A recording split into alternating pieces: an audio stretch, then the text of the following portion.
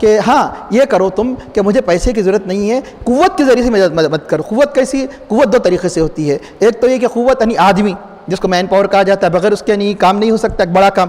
دوسرا یہ کہ یہی کافی نہیں ہے، دیوار بننے کے لیے جو اسباب ہونا چاہیے نا، یعنی لوہا وغیرہ، اس زمانے وہاں سیمنٹ نہیں تھی، ورنہ سیمنٹ وغیرہ، اور اس سے مضبوط رد بنانا ہے، رد بنانے کے لیے سیمنٹ نہیں چلتی، تو ایسی قوم خطرناک قوم جو سیمنٹ اور کیا بولتے ہیں اینٹوں کی دیوار کو تو خالی صبح سے شام تک ختم ہی کر دے اس کو۔ اس لیے یہاں تو ایسی دیوار بنانا ہے کہ جو یاجوج ماجوج کا بس نہ چل سکے، تو ان کے نگاہ میں یہ بھی تھی قوت۔ اللہ تعالیٰ جب اپنے ایک بادشاہ، نیک بادشاہ کو یہ یعنی غیب کی یعنی ان کی قوت کا اندازہ عطا فرما سکتا ہے، تو نبی کی عظمت کا عالم کیا ہوگا۔ تو چنانچہ ان کا اندازہ تھا کہ یہ قوم کیسی، یہ قوم سے ملے نہیں تھے آپ، یہ قوم کو دیکھے نہیں تھے، لیکن یہ کتنی خطرناک قوم ہے، اللہ نے ان کے دل میں الہام کیا تھا، القاء کیا تھا، اس لیے ایسی قسم کی دیوار بنائی۔ تو انہوں نے کہا کہ فَعَالُونِ بِقُوَّةٍ اجل بینکم، تو میں بنا دوں گا بینکم و بینہم، تم تو سخت کہہ رہے ہیں، میں رد بنا دوں گا۔ رد کہتے ہیں انتہائی سخت قسم کی، جو یعنی بالکل پہاڑ نما جیسی دیوار بن جائے، میں تمہارے لیے، تو اس کے لیے کیا کرو، آتونی زبر الحدید، لوہے کے تم یعنی تختیاں لاؤ۔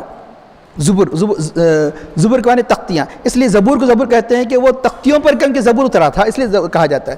تو اب رہا یہ کہ یہاں اینٹ کی جگہ کیا استعمال کی جا رہی دیوار بنانے کے لیے، لوہے کی تختیاں۔ اب یقیناً اس سے بڑھ کے مضبوط دیوار کیا ہوں گی کہ اینٹوں کے بجائے لوہا استعمال کیا جا رہا ہے، زبر الحدید، تو زبور کی جمع زبر، تو حتیٰ یہ ساوا۔ اب اس کے بعد کیا کیا کہ اب وہ پوری بن گئی، وہ اب یعنی لوہے کی چادر بن گئی، ایک معنی میں چادر کو کہتے ہیں، جیسے آپ یعنی کڑیوں سے چادر بناتے ہیں نا، تو یہ لوہے کی یعنی ٹکڑوں سے جب دیوار قائم ہو گئی تو اب پھر مضبوط نہیں ہوتی دیوار، تو اب اس میں کہا انفخوا، پھونکو۔ پھونکو کا مطلب یہ ہے کہ اس کو بھٹیاں لگا کے پھونکو۔ کیسے پھونکیں گے؟ تو یقیناً جب دیوار ہوگی تو بیچ میں ساندھ ہوں گی، خالی اینٹوں پر اینٹ رکھ کے دیوار نہیں بنتی، بیچ میں کیا ہوتی ہے، بیچ میں سیمنٹ بھی ہوتی ہے، تو کچھ ساندھ بھی ہوتی ہے تاکہ ساندھوں کو بند کیا جائے۔ اسی ساندھوں کا سہارا لیتے ہوئے تم کیا کرو، اس کو دھوکو، جس کو انگلش عام اردو میں کہا جائے۔ دھوکنے کا مطلب کیسے کرو کہ اس کے اندر بیچ میں تم چاہے تو اس میں کوئلہ، اس میں لکڑیاں بھر کر اب اس کو آگ سے دھکا دو، اس کو ایسا دھکا دو کہ بالکل یعنی لوہا کیا بن جائے، آگ بن جائے، اس طرح دھکائی دے گی۔ اور اتنی سخت دیوار اور دھکا دینا، کام کرنا، یہ سب یعنی حضرت ذوالقرنین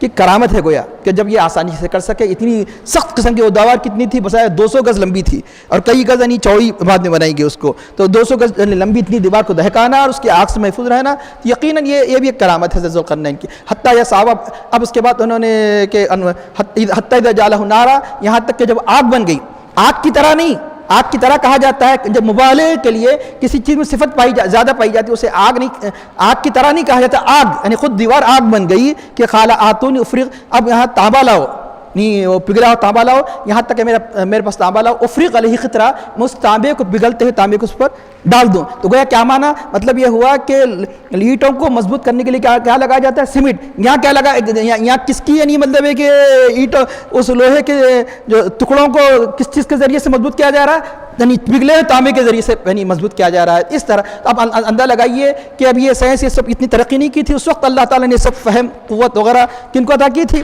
حضرت ذوالقرنین کو عطا کی تھی۔ اب رہا اتنے لوہا کہاں ملا ہوگا، اتنا، یہ تو ایسی متمدن قوم نہیں تھی، یہ کوہستانی علاقے میں تھی، اس لیے اب یہ کیونکہ ہر چیز کی یعنی تفاصیل بیان نہیں کی جاتی، لیکن مفسرین کرام میں سے ایک مفسر نے یعنی صاحب تفسیر روح البیان نے فرمایا کہ آپ یہ تو کہہ رہے ہیں یہ لوہا کہاں سے لائے، یہ تانبا کیسے لائے، ایک یعنی انہوں نے یہ بھی بیان فرمایا، ایک مفسر یعنی ایک راوی بیان کرتے ہیں، انہوں نے کہا کہ فلاں جگہ جاؤ، وہاں لوہے کی کان ہیں، وہاں تانبے کی کان ہیں، وہاں سے لوہا لے آؤ اور اس کی تختیاں بناؤ، تختیاں ثابت ملیں گی زمین میں۔ لوگ اتنی سب محنت کرنا پڑا، لیکن محنت کب کرے گا کہ انجینئر بھی ہونا چاہیے، اس کا مطلب ہے کہ بتانے والا چاہیے، اس کے نگران کار۔ تو حضرت انہوں نے طریقہ بتایا کہ اس کی ایسی تختی بناؤ، یہ لوہے کی تختیاں تو زمین میں نہیں رہیں گے، ٹکڑے تو نہیں رہیں گے، اس طرح ٹکڑے بناؤ، اسے اینٹیں بناؤ۔ تو لوہے کی پتہ بھی دیا، تانبے کا پتہ دیا، وہ لائے، یعنی اس کے تیار ہو گئی دیوار۔ تو اب وہ دیوار یعنی اب رہا یہ کہ اسی دیوار کو بعد انگریزوں نے اس کی حقیقت کو فراموش کر کے یعنی نسبت کر دی، لوگ بھی ان کی ہاں میں ہاں ملاتے رہے بعض لوگ، اس لیے بعض مفسرین میں ذکر کر دیا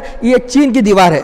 تو یہ چین کی دیوار کا کوئی تعلق نہیں، چین کی دیوار یہ پتھروں کی ہے، چین کی دیوار یا اور دوسری چیزوں کی ہے۔ چین کی دیوار کے بارے میں بتایا گیا کہ نہ لوہے کی ہے نہ تانبے کی، قرآن کہہ رہا ہے کہ لوہے اور تانبے کی ہے، اس لیے چین کی دیوار نہیں ہو سکتی۔ بلکہ پھر ہے تو پھر جب دنیا کو ہم نے سر کر لیا، دکھائی نہیں دیتی، تو جتنی بڑی دیوار ہے آگے چل کے بتا رہا ہے، اللہ تعالیٰ ارشاد فرما رہا ہے کہ حضرت ذوالقرنین نے ان دونوں پہاڑوں کی جانب اور وہ اس کو برابر کر دیا، تو یقیناً وہ بھی پہاڑ کی صورت میں ہے جو نگاہوں سے مستور ہو چکی ہو، وہ بھی پہاڑوں کی جیسی دکھائی دے رہی ہے، جو پہاڑوں پہاڑوں کی تہ میں وہی پہاڑ دکھائی دے لیکن وہ یقیناً وہ دیوار ہو. تو حتیٰ یساوی بین الصدفین، جب جو قوم 1000 سال پہلے امریکہ کا پتہ نہیں چلا سکے وہ قوم کیسے کر سکتی ہے کہ ہم اس دیوار کا پتہ چلا لیے؟ اب جو امریکہ جو آپ کے پاس نہیں مطلب ہے کہ جو چند صدی پہلے جس کا پتہ چلا، ورنہ دنیا میں ہوتے ہم واقف نہیں تھے کہ امریکہ بھی کوئی چیز ہے. تو چنانچہ اسی طرح یہ بھی ہو سکتا ہے کہ ذوالقرنین کے بارے میں وہ دیوار کا پتہ نہ چلی، اللہ نے ایک نشانی بنایا ہے یہاں تک کہ اس کو برابر کر دیا بین الصدفین. صدف کہتے ہیں پہاڑ کا ایک دونوں جانب، دو پہاڑوں کے ادھر ایک سائڈ دوسرے سائڈ کو برابر کر دیا، یعنی دیوار اتنی بڑی ہو گئی کہ پہاڑوں کے لیول ہو گئی. حتیٰ یساوی بین الصدفین قال انفقوا، اب اس کو دھوکو، حتیٰ اذا جعلہ نارا، جب اس کو آگ کی طرح بنا دیا تو انہوں نے کہا کہ میرے پاس وہ تانبا لاؤ پگھلا ہوا، میں اس پر ڈال دوں. اب کیوں اس پہ چڑھ نہیں سکیں گے، نہ اس کو چھید مار سکیں گے. فمستطاعوا ان یظہروہ وما استطاعوا لہ نقبا، اتنی مضبوط دیوار ہو گئی. تو اب رہا یہ کہ یہ میں اس سے پہلے بھی عرض کیا تھا کہ قرآن کریم میں جو اللہ نے فرمایا ایک مقام پر تا کا ذکر کیا، ایک مقام پر تا کا ذکر نہیں کیا، یہ بلاغت ہے. اور ایک نقطہ ہی بیان کیا گیا تھا کہ تا میں شدت ہوتی ہے، حروف شدیدہ میں سے اجید خطن بقت، تو پہلے میں تا کا ذکر نہیں کیا گیا. کیوں کہ چڑھنا آسان ہے چھید لگانے کے بجائے ایسی سخت دیوار میں. جب چڑھ نہیں سکتے تو جو اس لیے جہاں مشکل کا لفظ آیا تو وہاں تا کا اضافہ کیا. فمستطاعوا ان یظہروہ، تو اب نقب کہاں سے لگا سکتے، اس میں سوراخ کیسا کر سکتے جب چڑھ نہیں سکتے؟ اس لیے یہ بھی بلاغت ہے. اور ایک دوسری بلاغت اس میں یہ ہے کہ فمستطاعوا ان یظہروہ کا جو آبجیکٹ ہے اس دیوار پہ چڑھ نہیں سکتے. وما استطاعوا لہ نقبا دوسرا آبجیکٹ ہے، چھید نہیں لگا سکتے. نقب صرف ایک آبجیکٹ صرف ایک ورڈ پہ ہے، اور فمستطاعوا کا آبجیکٹ 3 کلمات پہ ہے. ان ایک، یظہروہ چڑھنا، بلکہ 4، واو فاعل اس کا سبجیکٹ، ہو اس دیوار پر.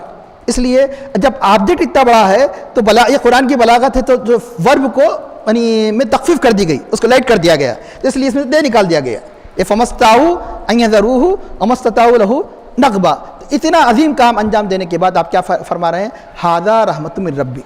یہ ہم کو درس ملا کہ آپ کوئی شاندار عمارت یا آپ کوئی شاندار کارنامہ بیان کر کے ارے نہیں آپ کوئی اتنا بڑا کام کیے، یعنی کہ ہاں کتنا جگہوں میں معلوم ہے آپ کو، کتنی بڑی محنت کیا نہیں معلوم، کتنا پیسہ خرچ ہوا، یہ نہیں کہے یہ میرے رب کی رحمت ہے، کہے تو اللہ ہی فضل عطا فرمائے گا، اللہ کی اور عنایتیں ہوں گے.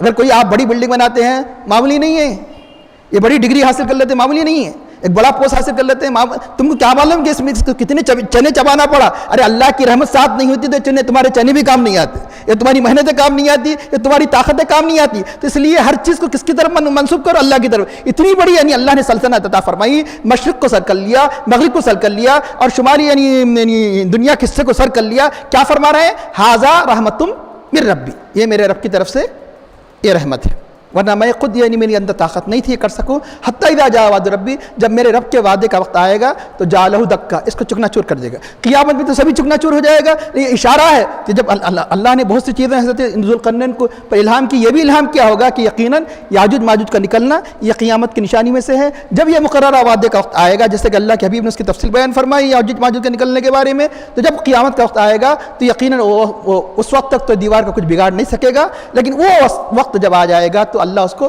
چکنا چور کر دے گا کہ وَكَانَ وَعْدُ رَبِّ حَقًّا، اور میرے رب کا وعدہ سچا ہے، میرے رب کا وعدہ سچا ہے. ہاں ایک اہم بات کہ دیوار کو پھونکنے میں، دیوار کو برابر کرنے میں یہ سب کون کیے؟ آپ کے مشورے سے، آپ کی نگرانی میں سب کیے، لیکن نسبت اللہ نے کدھر فرمائی؟ حتیٰ یساوی کس نے کیا؟ ذوالقرنین نے کیا. بات یہ ہے کہ جو سب سے بڑا جو کام کرنے والا ہوتا ہے اس کی اہمیت ہوتی ہے، اس کی طرف نسبت ہوتی ہے. قلی قطب شاہ نے 4 مینار بنایا، 4 مینار کو ایک اینٹ بھی نہیں لگا ہوگا مثال کے طور پہ، 4 مینار کے گارے میں اس میں کچھ بھی اس نے نہیں ملایا، مال وغیرہ نہیں ملایا، لیکن یہ کہ جس کے حکم پر جس کی یعنی مطلب ہے کہ یعنی نقشے کے مطابق جس کی بنایا جاتا ہے نسبت ادھر کی جاتی ہے، گرچہ کے بنانے والے مزدور ہوا کرتے ہیں، اس لیے نسبت اس میں ذوالقرنین کی طرف کی گئی کہ یقیناً انہی کے حکم پر، انہی کے طریقے پر، ورنہ ان کی طاقت نہیں تھی. لوہے اور یعنی تانبے کی اگر بڑے بڑے تختیاں بھی رکھ دی جاتی تو قیامت تک بھی دیوار نہیں بنا سکتے جب تک کہ کوئی ایسا ان کا گائیڈ کرنے والا اس کوئی ہادی نہ ملے کہ انشاءاللہ تعالیٰ اس کے بعد پھر قیامت، کیونکہ مناسبت یہ تھی کہ جب وہ اللہ کا وعدہ آئے گا تو نکلیں گے، تو قیامت اور جہنم کا ذکر کے بعد پھر یعنی آخری رکوع پر ہم پہنچیں گے کہ آخر میں دعا کرتے ہیں اللہ ہمیں قرآن کریم کے جو مقاصد ہے یعنی تقوی وغیرہ اور رحمت یعنی ان چیزوں کے مطابق ہمیں عمل کرنے کی توفیق عطا فرما، اور اے اللہ ہمیں یعنی اپنے عوامر کا پابند نماز سے اتنا کی توفیق عطا فرما. اور سرور کائنات فخر موجود علیہ تسلیم سچی محبت ہمارے قلوب میں پیدا فرما، صحابہ کرام سلف صالحین کے جیسا جذبہ اثار استقلال ہماری نفوس میں پیدا فرما، اور ہمیں اہل حلال صدق مخال کی توفیق عطا فرما، اور ہمارا خاتمہ بالخیر فرما، صلی اللہ تعالی علی خیر خلقہ سیدنا مولانا محمد وعلی آلہ وصحبہ اجمعین برحمتک یا ارحم الراحمین والحمد للہ رب العالمین۔